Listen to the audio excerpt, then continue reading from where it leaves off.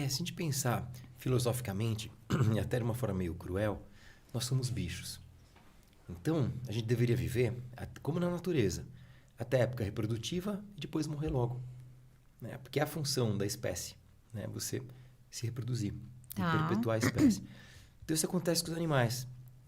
Agora, pela inteligência do ser humano, a gente está vivendo muito mais tempo. E o que acontece? Os hormônios vão embora. Né? Na mulher, de uma forma mais aguda. Nos homens, de uma forma mais gradual, mas também acontece. Então, o que é a menopausa? É quando acabam os folículos, né, dentro dos ovários da mulher. Então, tem um período antes da menopausa chamado climatério, ou perimenopausa, né? Que ele pode começar 2, 3, 5, 7 anos antes da menopausa, que a gente chama de menopausa, quando a mulher fica 1 ano sem menstruar. Ok. Né? Então, é um diagnóstico retroativo, né? Então, passou 1 ano sem menstruar, Aí... chama menopausa. Mas ninguém vai ficar esperando 1 ano. Sim. Em alguns casos, a mulher tendo um monte de sintomas péssimos, né? Sim. E sem tratar. Então, esse período climatério acontece... A gente sabe que depois dos 35 anos de idade, 40, né, começa a ter esse envelhecimento ovariano. Ou seja, vai acabando o número de folículos, o ovário vai envelhecendo. É por isso que os médicos que trabalham com fertilidade falam, olha, você não teve filho, você está com 35 anos de idade. Você não teve filho ainda, nem está com muita perspectiva de ter, quer congelar os óvulos? Porque a gente sabe que vai piorando a qualidade do óvulo. Entendi. Porque vai tendo esse envelhecimento. Então, esse processo de envelhecimento ele começa vários anos antes da menopausa, né? Tá. Então, vai tendo uma mudança desses hormônios. E essas mudanças hormonais podem se refletir ou não em sintomas, né? Então, os sintomas mais comuns, por exemplo, irritabilidade. Então, aquela coisa de irritabilidade. Vai tendo perda óssea. Pode acontecer também. Porque o que protege os ossos são os hormônios, né? E o exercício físico. Claro que a alimentação também, mas é uma causa importante. Quando vai se acentuando essa perda hormonal, principalmente do hormônio feminino, que é o estrogênio, pode aparecer os famosos calores, né? Aquelas ondas de calor, aqueles fogachos e tal. Que aí o que acontece? A mulher acorda no meio da noite, não dorme bem, aí já piora o sono, que a gente falou um monte. Como é que ela vai estar o dia seguinte? Sim. Né? Então, uma coisa vai puxando a outra. Daí ela está com aqueles calores, está cansada e não vai fazer exercício. Né? Aí não faz exercício e também a falta do hormônio feminino dá mais fome e ajuda a engordar. Ai, né? gente. Aí come mais, aí o jeans não entra e piora o emocional, fica deprimida. Então, é uma bola de neve. O que né? que é?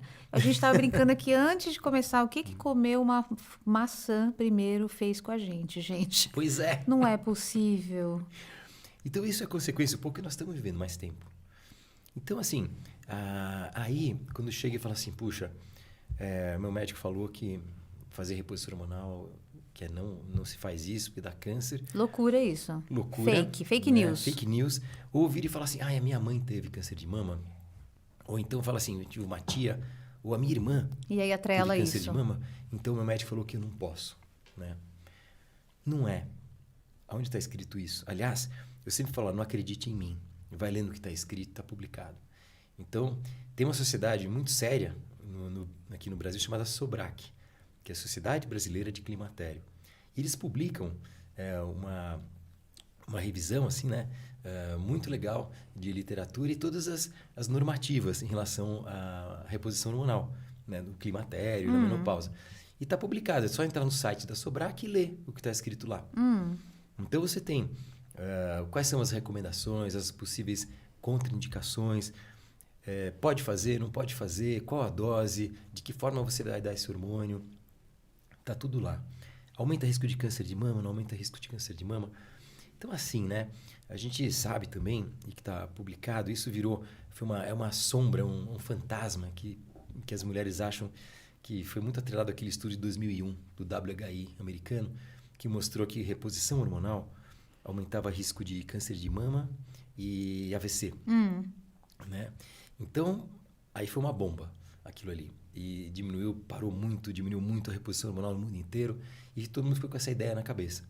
Aí depois, quando foram analisar melhor o exame, viram que, primeiro, a seleção de mulheres que eles incluíram no estudo era acima de 60 anos.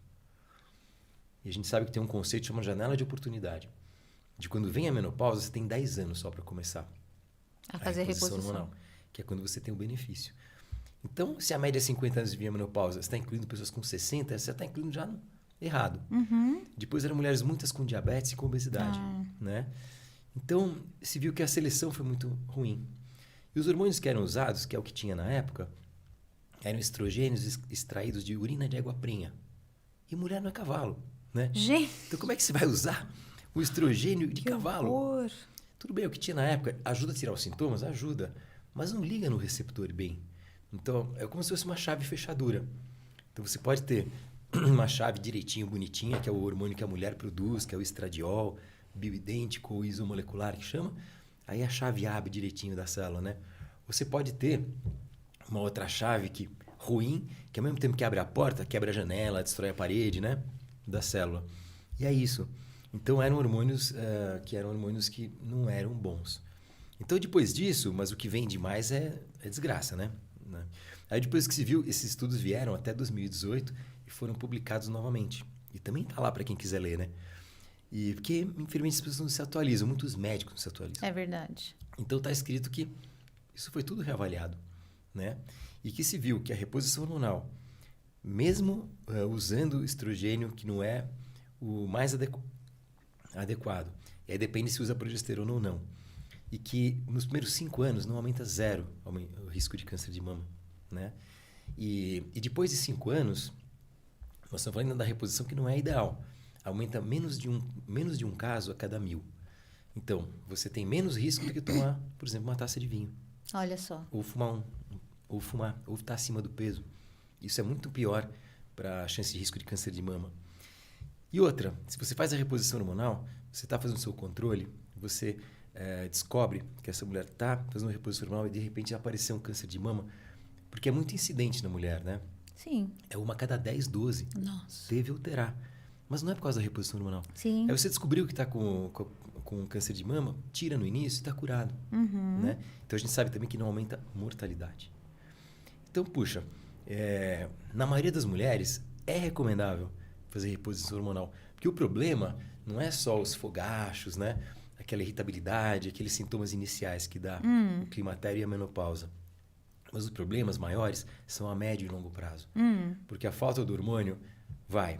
Primeiro, a gente sabe que o estrogênio, que é o hormônio feminino, ele tem o efeito de diminuir o apetite, né? Ele faz com que a mulher fique aquele formato perinha, né?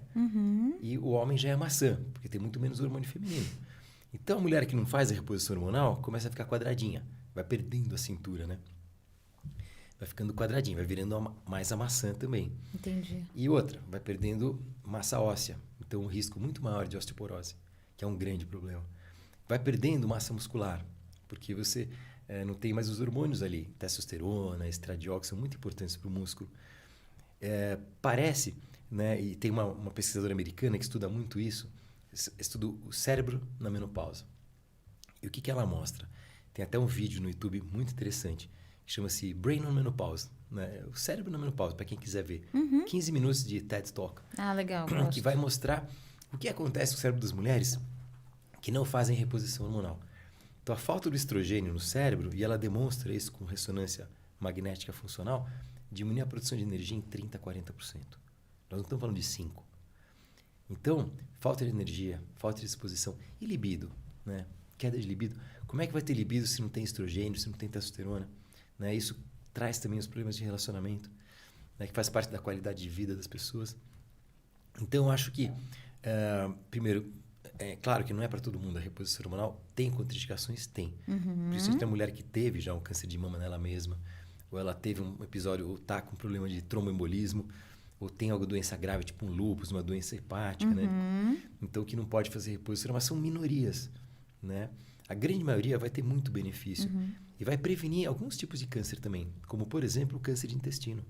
Então, a reposição hormonal diminui muito a chance de câncer de intestino na mulher, que é um câncer que vem crescendo pelos maus hábitos alimentares, pelo estresse, tudo que a gente já falou. Tanto que a colonoscopia, que se sugeria fazer depois de 50 anos, a régua baixou para 45. Sim. Cheio de gente nova tendo câncer de intestino. Sim. E, então, poxa, você vai repor, você está ajudando a não ter também. Então, é claro, eu digo o seguinte, desconfie de um médico falar que é contra a reposição hormonal. Mas desconfie também daquele que dá para todo mundo. Porque você tem que avaliar caso a caso e tem que seguir direitinho. Tem que pedir exames antes, tem que ver como é que tá a mama, a imagem, tem que ver como é que tá o útero. E se tem útero ou não tem útero.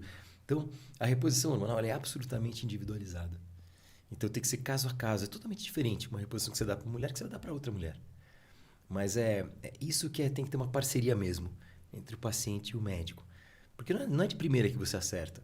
Então, você começa com uma coisa sempre do menos para o mais. Aí você vai corrigindo até você chegar no ideal. Mas esse tipo de comunicação, né? Acho que o médico tem que ser parceiro, né? Do paciente Sim, mesmo. sem dúvida. Para você poder ir encontrando o caminho melhor para cada um.